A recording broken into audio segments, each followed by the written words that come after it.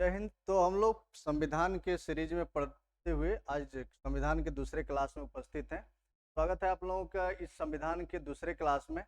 पिछले क्लास में हम लोगों ने पढ़ा था कि प्रस्तावना क्या है, संविधान की प्रस्तावनाओं में क्या क्या उल्लेखित है। और आज संविधान का दूसरा क्लास है जिसमें संविधान का व्याख्या करते हुए हम लोग पढ़ेंगे कि भारतीय संविधान के 22 भागों में आखिर क्या क्या उल्लेखित है। आप लोगों से जो परीक्षाओं में प्रश्न पूछे जाते हैं उसके बारे में अगर हम बात करें तो आपने देखा होगा कि संविधान में विभिन्न तरह के प्रश्न पूछे जाते हैं, जिससे पूछा जाता है कि नागरिकता किस भाग में उल्लेखित है, मौलिक अधिकार किस भाग में उल्लेखित है, नीति निर्देशक तत्व किस भाग में उल्लेखित है, संघ का उल्लेख कहाँ पर किया गया है। तो इस तरह के जो प्रश्न है वह आपको से रेंडमली पूछे जाते हैं और आज का जो क्लास होगा हम लोग उसी पर चर्चा करेंगे। तो आप बने रहिए हमारे क्लास में। और आते हैं हम लोग चर्चा करते हैं अपने क्लास के जो टॉपिक है। इस टॉपिक में हम लोग बात करेंगे कि भारतीय संविधान जब लिखी जा रही थी तो उसमें बहुत एक बड़ा पुस्तक का निर्माण हो रहा था। तो हम लोगों ने उसको खंडित करके अलग अलग छोटे छोटे भागों में कर दिया और वहीं अलग अलग जो खंड है वह संविधान के भाग के रूप में जाने जाते हैं। संविधान में जो मौलिक रूप से जो मूल रूप से संविधान में जो उल्लेखित है कुल हम लोगों ने 22 भागों का निर्माण किया था, 1 से लेकर के 22 तक। लेकिन बाद के दिनों में हम लोगों ने इसमें कुछ संशोधन भी किए, जैसे नीति निर्देशक तत्वों में संशोधन करते हुए हम लोगों ने 4A बना लिया। फिर उसके आगे 9वीं भाग में हम लोगों ने संशोधन किया, 9A बना दिया, 9B बनाया। तो इस तरह से अब जो कुल भागों का जो संख्या है वह अब 25 हो गया है। यानी कि पहले अगर हम बात करें तो कुल भागों की संख्या थे 22, लेकिन अब अगर हम वर्तमान में देखेंगे तो इसकी जो संख्या है वो हो गई है 25। लेकिन यह उपखंड है, इसका यह उपखंड है, यह खंड नहीं है। इसलिए अगर कभी प्रश्न पूछे जाए, किसी भी एग्जाम में अगर प्रश्न पूछे जाए कि भारतीय संविधान में जो भागों की संख्या है वो कितनी है, तो आप निर्फिक्र होकर के 22 भागों का ही। तो आइए हम लोग 22 भागों को एक एक करके हम लोग इस पर बात करते हैं। जो हमारा प्रथम खंड है, प्रथम भाग है, इस भाग में संघ और उसके राज्य क्षेत्रों का उल्लेख किया गया है। संघ और राज्य क्षेत्र कहने का मतलब है कि हमारी जो प्रणाली है, जो हमारा संविधान है, इसमें क्या किया गया कि भारत के संविधान के निर्माण के समय में हम लोगों ने एक यूनिफॉर्म भारत का निर्माण किया है ना, जिसको हम संघीय भारत बोलते हैं। यह संघ हमने बनाया। इसमें बहुत सारे छोटे छोटे देसी रियासत थे, जो ब्रिटिश प्रांत थे। तो इस सभी प्रांतों को आपस में जोड़ने के लिए हम लोगों ने इनको कुछ फ्रीडम दिया और फ्रीडम देते हुए इनसे यह आग्रह किया, इनको यह इस बात का भरोसा दिलाया, अगर आप हमारे साथ भी जुड़ जाते हैं तो आपके शक्ति में कोई प्रभाव नहीं पड़ेगा। और इसी विश्वास के साथ इस सभी राज्यों ने यह हमारे साथ एकजुटता दिखाई और भारतीय संघ में विलय करने का निर्णय लिया कि यह जो भारत है वह भारत संघ के नाम से जाना जाता है। और इस संघ में जो अधिकार हैं, जो इसका परिभाषा है, इसका जो क्षेत्र है का उल्लेख इसी अनुच्छेद 1 से लेकर 4 के बीच करते हुए, अनुच्छेद 1 से लेकर 4 के बीच एक किया है संघ और उसके राज्य क्षेत्र का। इसमें संघ में कौन कौन सा शामिल है, इसकी परिभाषा क्या है और राज्य का जो परिभाषा है यहाँ पर उल्लेख। दूसरा जो भाग है हमारा वो नागरिकता से संबंधित है। काफी महत्वपूर्ण भाग है यह, क्योंकि हमारे देश के कौन नागरिक होंगे, कौन नागरिक नहीं होंगे, अगर हम लोग नागरिकता कानूनों में अगर ढील दें, अगर संविधान में अगर इस तरह के लचीलापन ला दें, तो पता चलेगा कि दुनिया के सारा लोग आकर के यहीं बस जाने का प्रयास करेगा। इसलिए हम लोगों ने नागरिकता के लिए कुछ महत्वपूर्ण नियम बना रखे हैं और इन नियमों का जो उल्लेख है अनुच्छेद 5 से लेकर के 11 के बीच किए गए हैं। और इसमें ये बताया गया कि अगर भारत से जो पाकिस्तान चले गए, पाकिस्तान से भारत आ गए, या वैसे लोग हैं जिनके वंशज, जिनके जो पितामह हैं, जिनके पूर्वज हैं वो यहाँ पर रह रहे थे, लेकिन उनके वंशज आज विदेशों में है, तो उनको हम नागरिकता कैसे देंगे? अगर कोई हमारे नागरिकता का त्याग कर देता है स्वेच्छा से, तो उसके साथ क्या ट्रीटमेंट की जाएगी? अगर नागरिकता कानून में संशोधन करना हो तो यह कौन कर पाएगा? तो ये सारा जो उपबंध है वो अनुच्छेद 5 से लेकर के 11 के बीच किए गए हैं। हम लोग एक एक करके सारा जो भाग है वह अगले क्लास में हम लोग पूरा करेंगे।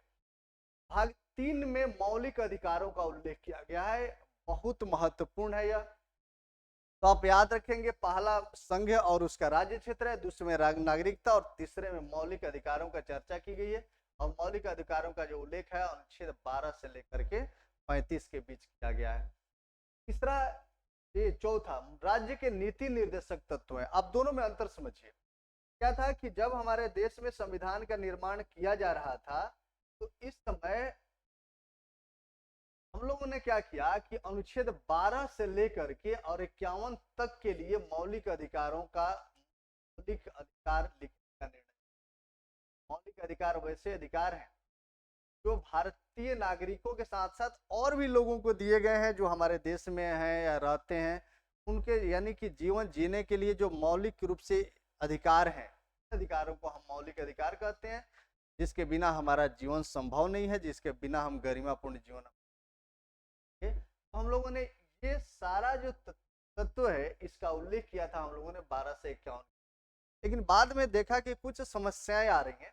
समस्या ये आ रहा था कि 12 से लेकर के और 35 तक जो भी हम लोगों ने उल्लेख किया था, तो किसी भी प्रकार का धन खर्च होने की संभावना नहीं। लेकिन 36 से लेकर के 51 तक के लागू करने में धन खर्च करने की संभावनाएं बन रही थी।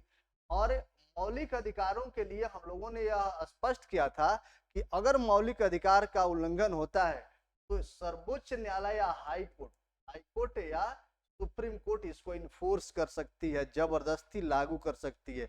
अब अगर मान लो कि अगर हम बात करें इस 36 से 51 के बीच में, तो हम लोगों ने रोजगार का भी अधिकार दे रखा है, हमने आर्थिक समानता का प्रयास, आर्थिक समानताएं लाने का प्रयास का बात किया है।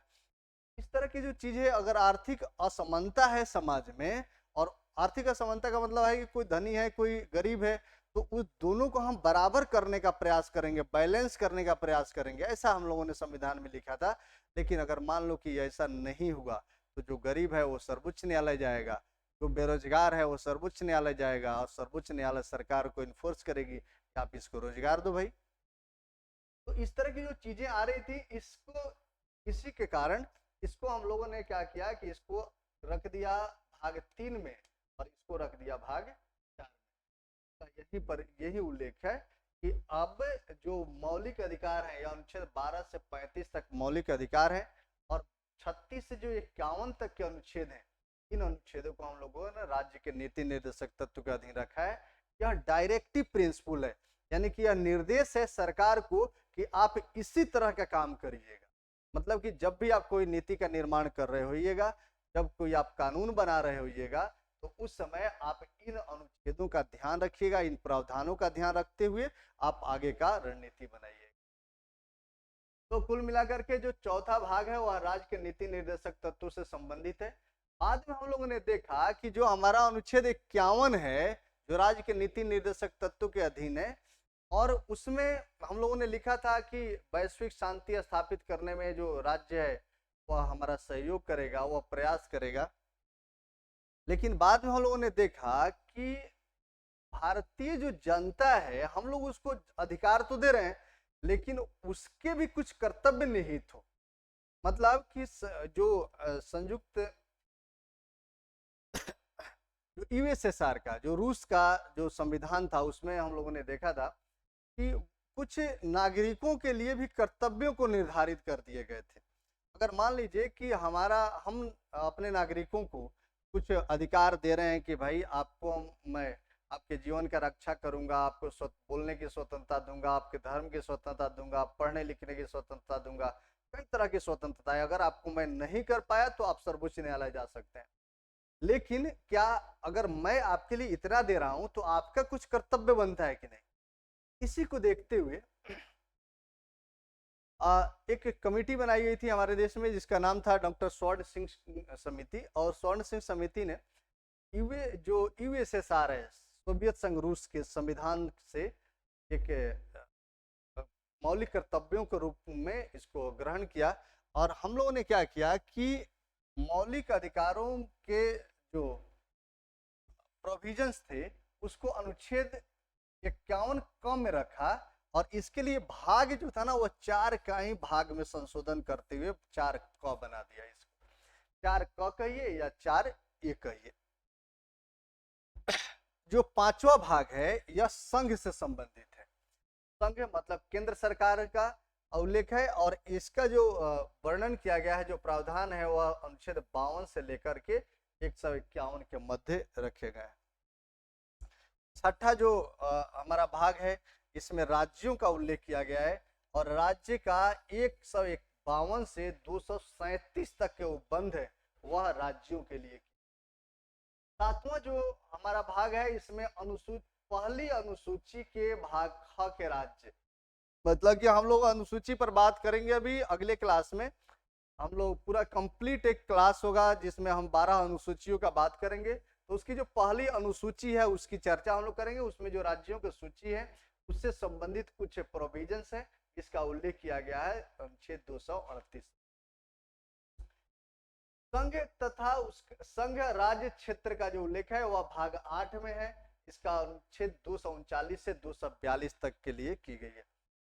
हमको पता होगा कि गांधी जी का एक बहुत बड़ा सपना था कि एक जो भी सरकार है, जो नीति जो निर्धारित करने वाले लोग हैं, इनको डिसेंट्रलाइज कर दिया जाए, मतलब विकेंद्रीकृत किया जाए।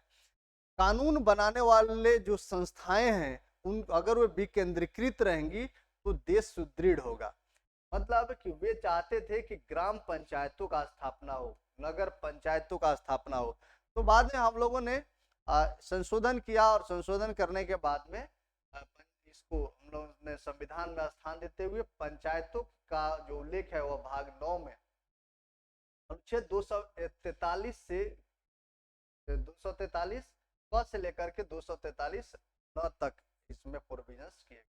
उसी तरह से नगर पालिकाएं जो नगर पंचायतों के रूप में जानी जाती हैं, इसका जो उल्लेख है वह 243 त से लेकर 243 या 6 तक। सर मतलब ये समझ लीजिए कि त से लेकर यह 6 कहने का मतलब है कि त थ द ध आगे हम पढ़ते जाएंगे, और जब पूरा य ल समाप्त हो जाएगा फिर उसके बाद में हम लोग य के बाद न तक आएंगे। फिर अनुसूचित और अनुसूचित जनजातीय क्षेत्र का जो उल्लेख है वह भाग 10 में है, और इसका जो वर्णन किया गया अनुच्छेद 244 से लेकर 244 तक किए गए हैं। उसी तरह से 11वीं भाग में संघ और राज्यों के बीच जो संबंध है, इन संबंधों का उल्लेख किया गया है अनुच्छेद 245 से लेकर 263 के मध्य। अब काफी महत्वपूर्ण जो भाग है हमारा वो 12वीं भाग है, और इस भाग में वित्त, संपत्ति, संविदाएं और वाद का उल्लेख किया गया है। हम लोग इस पर एक एक शब्दों पर चर्चा करेंगे जब अनुच्छेदों को पढ़ेंगे। इनका जो उल्लेख है वह अनुच्छेद 264 से 301 तक किए गए हैं। भारत जो 13वां भाग है, इसमें भारत के राज्य क्षेत्र के अंदर व्यापार, वाणिज्य और समागम का बात किया गया है। व्यापार और वाणिज्य अलग अलग चीजें होती हैं। हम लोग इस अनुच्छेद को जब पढ़ेंगे तो इसमें इस पर चर्चा करेंगे कि जो वाणिज्य है वो क्या है, व्यापार क्या होता है, समागम क्या होता है। इसका उल्लेख अनुच्छेद 301 से 307 के बीच किए गए। 14वीं भाग में संघ एवं राज्यों के अधीन जो सेवाएं हैं, जैसे मान लीजिए जो यूपीएससी है, जो बीपीएससी है, यूपीपीसीएस है, एमपीपीसीएस है, तो इस तरह की जो सेवाएं हैं, इन सेवाओं का जो उल्लेख है वह अनुच्छेद 308 से 323 के मध्य किए गए। अधिकरणों का जो उल्लेख है उसका उल्लेख किया गया है 323 से लेकर 323 तक। इसमें 2 खंड दिए गए, 2 इसमें अनुच्छेद है, क तथा ख। काफी महत्वपूर्ण जो हमारा भाग है वो है 15वां। यह निर्वाचन से संबंधित है, और इसका जो उल्लेख है अनुच्छेद 324 से 329 के मध्य है। आप इसको नोट डाउन कर लेंगे। 324 से 329 के मध्य निर्वाचन आयोग का उल्लेख किया गया है। या कुछ वर्ग के लिए विशेष उपबंध किए गए हैं, या 330 से लेकर के और 342 तक है इसका उल्लेख है। इसे इसमें एससी कैटेगरी के जो लोग हैं, एसटी कैटेगरी के जो लोग हैं, उनके लिए जैसे संविधान में हम जो आरक्षण का बात करते हैं, संविधान में आरक्षण शब्द का कहीं भी उपबंध नहीं है, कहीं भी इसका उल्लेख नहीं किया गया है।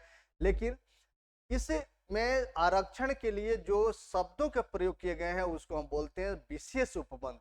तो इन विशेष उपबंधों का जो चर्चा किया गया है यह अनुच्छेद 330 से 342 तक के लिए किया गया है, और इसी को जो विशेष उपबंध है इसको हम आरक्षण के नाम से जानते हैं। तो आरक्षण का जो उल्लेख है वह अनुच्छेद 330 से 342 के बीच है। 17वीं में राजभाषा का उल्लेख है, काफी महत्वपूर्ण है यह। इसमें 343 से 351 के मध्य का उल्लेख है। आप इसको स्पष्ट रूप से याद कर लेंगे। राजभाषा का जो उल्लेख है वह 343 से 351 के मध्य किया गया है।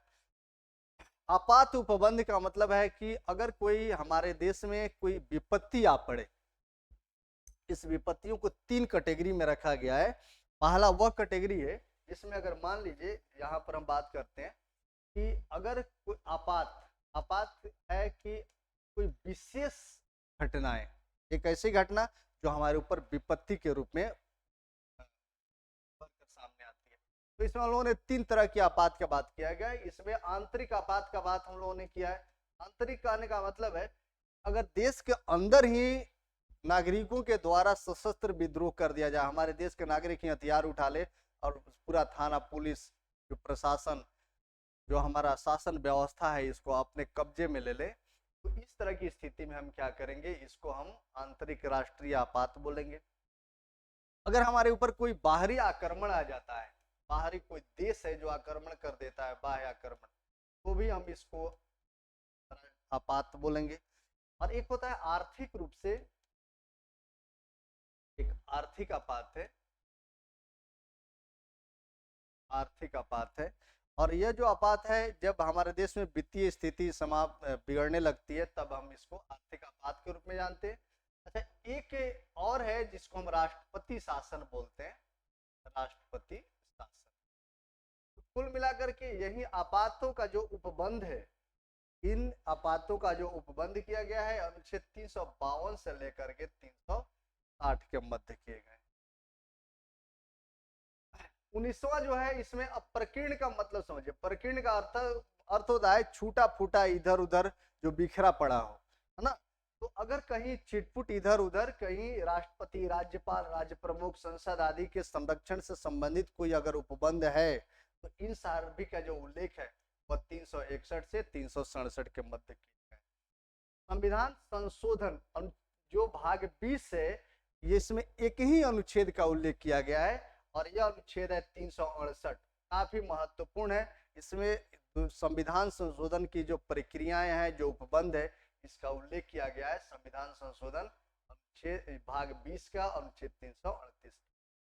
21 और 22 जो है वह अस्थायी संक्रमणकालीन विशेष उपबंध है, मतलब यह अस्थायी रूप से नहीं है। अगर हमारे ऊपर कोई संकट आती है, किसी प्रकार का आवश्यकता होता है, तो हम अस्थायी तौर पर कुछ उपबंध कर सकते हैं। इसका उल्लेख है 369 से 392 के मध्य।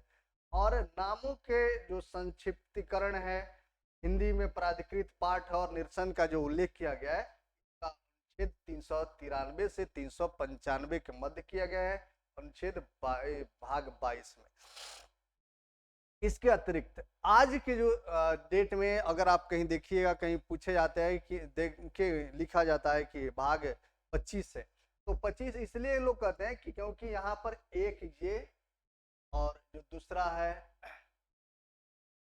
तो यहाँ है और एक 9वीं में है, तो ये 3 को ऐड करके इसको हम लोग बना देते हैं 22 और 3 25 का उल्लेख करते हैं। तो कुल भागों का संख्या 25 है, लेकिन ये जो है सारा उपखंड है, इसलिए हम इसको भाग नहीं बोलते हैं। कुल भागों की संख्या वह 22 ही रहेगा।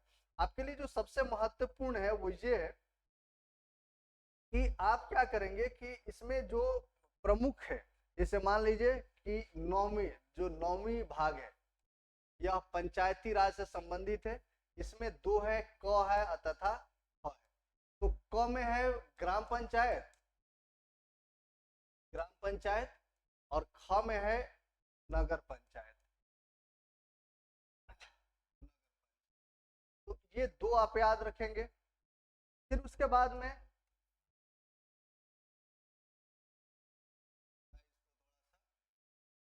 इस करके बात करता हूं। एक आपको ये याद रखना है ना। अच्छा, दूसरा जो है इसमें ये जो 20 है, 20वां भाग है, यह संविधान संशोधन से संबंधित है। संविधान संशोधन। और इसमें सबसे मजे की बात ये है कि इसमें सिर्फ एक ही अनुच्छेद है, वो है 368, है ना। अगर हम बात करें 17वां पर, 17वें भाग का, तो इसमें भाषा का उपबंध है और इसको हम राजभाषा बोलते हैं। कई बार पूछे भी जाते हैं कि जो हिंदी है उसको किस भाषा के रूप में हम लोगों ने अपनाया है, तो कौन सा भाषा है? राजभाषा। फिर उसके बाद में अच्छा, 1 से लेकर के 6 तक तो आप निश्चित रूप से याद रखेंगे कि पहला जो है वो राज्य और उसका क्षेत्र, संघ तथा उसके राज्य क्षेत्र से संबंधित है। दूसरा नागरिकता से, तीसरा मौलिक अधिकारों के, चौथा जो है वह नीति निर्देशक तत्वों से संबंधित है। लेकिन जो 4 ए है यह आपके मौलिक कर्तव्य से संबंधित, मौलिक कर्तव्य। और इसमें भी एक मात्र अनुच्छेद है और वो है 51। इसमें इसके और भी उपखंड है, इसमें 11 मौलिक कर्तव्यों का निर्धारण किया गया है। फिर उसके बाद में जो 5वां है वह संघ से संबंधित है और छठा जो है राज्यों से संबंधित है। तो कम से कम आप 1 से लेकर के और 6 तक याद रखेंगे, ये काफी महत्वपूर्ण है। और फिर ये जो लिखा हुआ है 9वां है, 20वां है, 17वां है और 4A है, इसको आप निश्चित रूप से याद रखेंगे, क्योंकि आपसे जो एग्जाम में प्रश्न पूछे जाते हैं वह ऑलमोस्ट यही से होते हैं। तो हम लोग जो नेक्स्ट क्लास है वह भाग 1 से प्रारंभ होगा। आप इस क्लास में कंटिन्यू बने रहिए। कल क्लास का तीसरा है। आशा है कि आप लोगों को यह वीडियो पसंद आई होगी। अगर पसंद आया तो आप इसको लाइक, शेयर और कमेंट करें। और कोई भी समस्या है तो आप हमारे ऐप पर मौजूद जो लिंक है आप उसका सहारा ले सकते हैं, या डिस्क्रिप्शन में जो लिंक है उसके माध्यम से हमसे आप कांटेक्ट कर सकते हैं। तब तक के लिए जय हिंद।